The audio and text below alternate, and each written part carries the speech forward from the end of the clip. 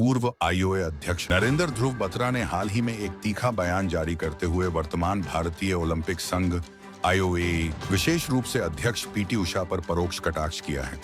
उन्होंने 1 नवंबर 2021 को अपने कार्यकाल के दौरान हुई आईओए की अंतिम कार्यकारी परिषद एग्जीक्यूटिव काउंसिल बैठक की कुछ तस्वीरें और यादें साझा करते हुए उस समय की कार्यशैली की तुलना वर्तमान स्थिति से की है।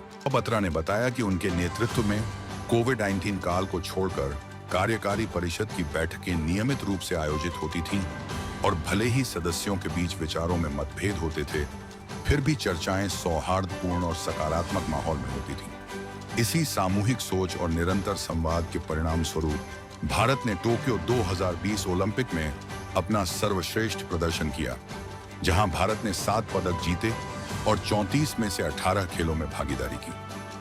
उन्होंने वर्तमान आईओए नेतृत्व को चेतावनी भरे लहजे में याद दिलाया कि कार्यकारी परिषद की बैठकें महज एक औपचारिकता नहीं होती, बल्कि यह मंच खेल नीति, रणनीतिक निर्णय और भारत जैसे देश की वैश्विक महत्वाकांक्षाओं जैसे ओलंपिक खेलों की मेजबानी पर गंभीर विचार का अवसर देती है। उन्होंने कहा कि यह आवश्यक है कि आईओए की वर्तमान टीम अपने संवैधानिक दायित्वों और ओलंपिक चार्टर की भावना को गंभीरता से समझे। अपने बयान में डॉक्टर बत्रा ने कटाक्ष करते हुए कहा, कुंभकर्ण 6 महीने सोता था, लेकिन वर्तमान आईओए नेतृत्व 2.5 साल से निष्क्रिय पड़ा है। यह वाक्य न सिर्फ उनकी नाराजगी दर्शाता है, बल्कि यह संकेत भी देता है कि वे आईओए की वर्तमान निष्क्रियता को देश के खेल भविष्य के लिए एक गंभीर खतरा मानते हैं।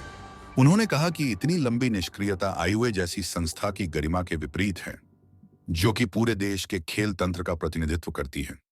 उन्होंने वर्तमान आईओए अध्यक्ष और कार्यकारी परिषद से अपील की कि वे इस स्थिति की गंभीरता को समझें और जल्द से जल्द कार्यात्मक बैठकें बुलाकर देश के खेल जगत को दिशा देने का काम करें। यह सिर्फ खेल प्रशासकों की जिम्मेदारी नहीं है, बल्कि करोड़ों खिलाड़ियों, कोचों और खेल प्रेमियों की उम्मीदों का सवाल है।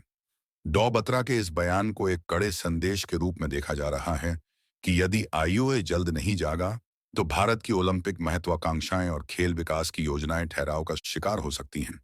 उनका यह वक्तव्य एक तरफ अतीत की उपलब्धियों की याद दिलाता है, तो दूसरी ओर वर्तमान नेतृत्व की निष्क्रियता पर करारा तंज भी कसता है।